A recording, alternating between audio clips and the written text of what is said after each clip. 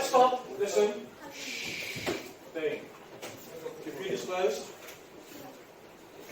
Switch off. Thing. Remember what I said to you about your MA3 assessment. Your MA3 assessment is going to have 3 pathways, and we're going to talk about them more next week. We are looking at the problem of evil, about why bad things happen. We are looking about why people kill. Death, disaster, famine, bad stuff going on in the world and why it happens. There are many ways of looking at this. Not a very happy thing, I think, but there are many ways of looking at this. One choice that you can make is you can do the pathway of literature and art. Do you like music? Yeah. Do you like art? Yes. Do you study art? Do you do IG art? Who does IG art? No. Who does IG music? Okay, nobody, not really popular. Who likes English literature? Ooh, some people do. Then, pay attention to today because we're going to do some poetry today, based on the problem of evil. That's one possible pathway into your MA3. Another possible pathway into your MA3 is about psychology. And we mentioned before about the electric shock experiment, you remember? Yes. And we mentioned when we fooled May before with the ash experiment about the lions, remember? Now, if you like psychology, there is a psychology pathway to this as well. And we look not only about, so you could look at art and music and literature about the nature of evil.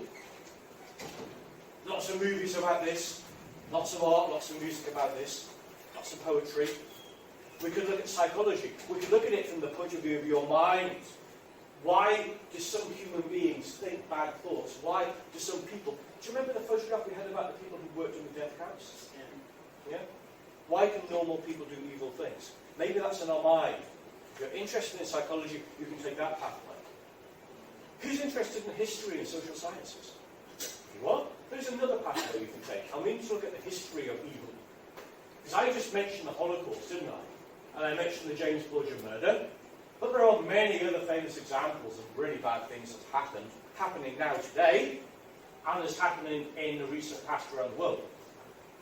We need to look at some of the history of why people do horrible things to each other, and where that evil stuff comes from. Now, we're never going to find the answer to these questions, but we can look at it from different points of view. And that's the choice we're going to ask you to make next week. So what I thought we'd do at the end of this week is we're going to do some work on literature and art, and particularly focusing on poetry. Now, I'm going to give you an easy poem, I'm going to give you a famous poem, and I'm going to give you a difficult poem. Your job is to work out, have you done poetry in English yet? No. Or you will do it in liberal arts first. Your job is to work out what this poem is about. The job of a poet is to write from his heart, or her heart. Okay? Using English as communication. They're going to write to you, what is this person saying when they speak to your heart about the evil things that happened in the past? You should have a worksheet in front of you. I'm going to give you a number. I'm going to say, if you're sitting on this desk over here, you're number 1, you're number 2, you're number 3, you're number 4. This side from Percy, you're number 5. This side, girls, and Charles, you're number 6, and Michael as well, you're number 6. Can you find the paragraph which goes with your number and look at it, please? There is, no, move this away for a second. There is a statement which goes with this number. So this is number 1 from President Lincoln. This is number 2 from somebody called William James, and so on and so on and so on. Read through your sentence and very quickly think to yourself, what does it mean? To sing by silence when they should protest makes cowards of men. What is a coward? Someone who's afraid. What's he saying, girls? He's saying that it's bad to be... When you see a really evil thing happening, it's bad to be silent. Somebody in this class being bullied or bad things happening to them, what do? Do you sit and go, oh, it's not me, it's not me. Carry on doing my MA2. Or do you say, stop? Because that's what you should do. And you get bullied. Not if everybody says stop. If you're a bully and we all say, Thomas, stop. And everybody in the room says, Thomas, then you go, oh, okay, I'll stop. We have power in our room to do good. Now, by speaking out. Second one, number 2. Tell me about this one. When you have a choice to make and you don't make it, that is also a choice. What does that mean? When you do nothing,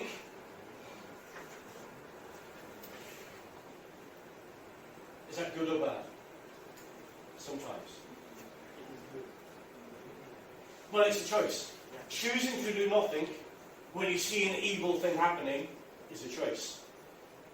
If you see Thomas being really mean or horrible and you choose to do nothing, and we're guilty of it, we didn't stop him.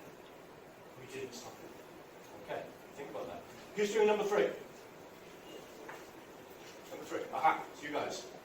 Civilization is not destroyed by wicked people. It is not necessary that people be wicked, but only that they be spineless. Now, what can spineless mean? Men without spines, it's your backbone. It could mean, Christoph? Does it mean coward? Cowards. It does mean cowards. It means they're afraid. So, what destroys civilization? Not being bad, but being afraid. Being afraid. Okay. Next one, number 5. Over here. The world is too dangerous. And Albert Einstein, you knew what they were too, didn't he? The world is too dangerous to live in. Not because of people who do evil, but because of people who sit and let it happen. Who is he criticising? Why does evil happen in the world, according to Einstein? Because some people choose to do. Nobody stops them. Nobody stopped Thomas. Nobody stopped him. Thomas is really nice. I'm sure he is. Right. Very famous one from an Irishman. It's the one over here. Edmund Burke. The only thing necessary for evil to triumph is for good men to do nothing. So, What does that mean? the evil, the bad guys do bad things because the good guys do. Because good guys did nothing and they let them do it. And they didn't stop him. Okay? Didn't stop there. Oh, hang on, we're running out of sentences. Now, what I'm going to ask you to do is think about what we just read about. Well, we haven't done it. Is there another one? Yeah. My PPT is disappearing. Mysteriously. Oh, there we go. Mysteriously disappearing. What's the last one say?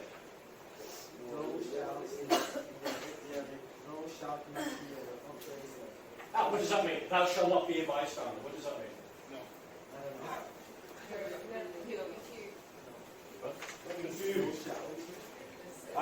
Thou shalt not be a victim. Thou shalt not be an oppressor. Most of all, thou shalt not be a bystander. That's a very important word. What is a bystander? Stand by and do nothing. Yes, say that again. Stand by and do nothing. Someone who stands by and watches silently. Today's class is all about being a bystander. Someone who watches a bad thing happen and do nothing. Did you come across that story in Foshan about the little girl who was hit by a car in the road? Oh, yes. Do you remember that story? It's very famous in China. Who helped her in the end? Who picked up the little girl when she was dead? A street cleaner did. But about 20 people walked past and just went, ooh, dead girl. Actually, she wasn't dead. She was crying, help me, help me. But they just walked past anyway. They were bystanders. It's not my problem. I don't care. Who is guilty? Well, we had that question for our homework, didn't we? Your homework question, let's go back to it, because it's all about the nature of evil. Who is guilty? Who is responsible for the Holocaust? We looked at what happened. We looked at how the camps worked. We looked at how the system of killing worked in Germany. Who did you decide was responsible?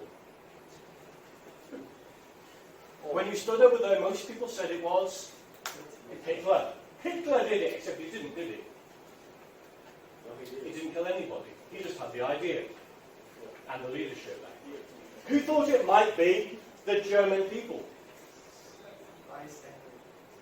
Actually, the short answer, and somebody said this, and I'm not sure if it was Victor or Thomas, but somebody said this last time. They said everybody. And you're probably right. Who is responsible for the Holocaust? The short answer is everybody. Because a bad thing happened and nobody stopped it. Nobody said no. Or not enough people. Not enough people spoke out. Not enough people stopped it. So who is responsible for evil and who is responsible for good? The answer is everybody. So, Speak out and stay safe. Where did we get that last time? Planner. Word. What's this thing around your neck? Life skill. Your life skills, exactly. What's this thing around your neck? It's an annoying thing that you try not to work. But what is its purpose? Apart from buying lunch and letting you still, what is its purpose? What's written on the back of it? Safety. Speak out and say so. If you've got a problem, who do you ring? If you see somebody else having a problem, who do you ring? These numbers, yeah? Because whose responsibility is safeguarding in our school? The answer is everybody. Everybody's responsibility. You, me, everybody. Everybody. To some degree. So I'm going to start with a poem. I'm going to start with a little piece of poetry. Not the first poem, which is quite complicated. I'm going to start with the second poem. And it looks like this. Find it. Oh, that's nice. So it starts like... Oh, there we go. Fortunately, I've got two of them. It starts like this. We've got a long poem we're going to come back to. So I thought we might start with this one here. Can you find it, please? It's on about page 5 of your pack. And it begins, first they came for the Jews. And it's very famous. Very famous. We're going to listen to it. We're going to hear it. This is a nice, easy one to begin with. The English is relatively easy to understand. It's famous. He has a point. Read it. I'll give you a few moments to read it through on your own. You can talk about it and listen to it in a moment. We have to try to work out the meaning of the poem. And in a moment we're going to listen to it together. So, I think that's enough time to read it. It's relatively short. Listen to the video. We're going to hear it again. First they came for the communists, and I did not speak out, because I was not a communist. Then they came for the socialists, and I did not speak out, because I was not a socialist. Then they came for the trade unionists, and I did not speak out, because I was not a trade unionist.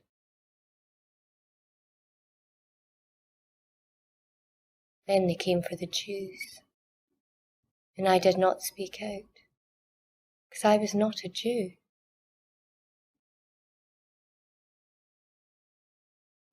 Then they came for me, and there was no one left to speak out for me.